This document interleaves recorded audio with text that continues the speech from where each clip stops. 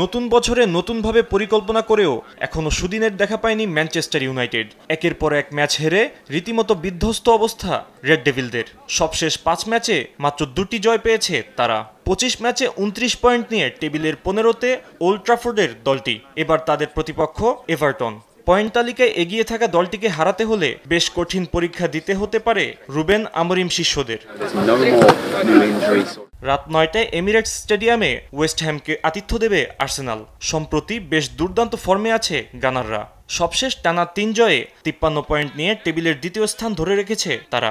Gabriel Martinelli, কাই Havertz, Leandro ট্রোসার্ডরা আছেন সেরা ফর্মে। তাই শক্তিমত্তায় পিছিয়ে থাকা ওয়েস্ট হ্যামের বিপক্ষে জয় ছাড়া অন্য কিছু ভাবছে না মিকেল আর্টেটা বাহিনী।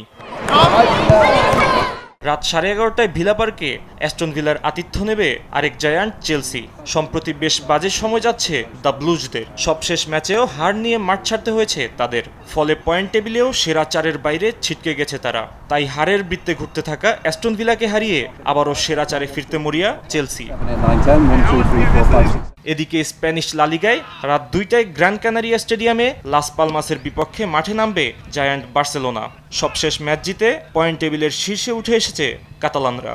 লেভানদস্কি, রাফিনিয়া, লামিন ইয়ামালরা আছেন দুর্দান্ত ছন্দে। তাই টেবিলের তলানিতে থাকা লাস পালমাসকে হারিয়ে শীর্ষস্থান ধরে রাখার লক্ষ্য নিয়েই মাঠে নামবে হ্যান্সি ফ্লিক শিবির। ফাহিম ইউসুফ, স্পোর্টস ডেস্ক, দেশ টিভি।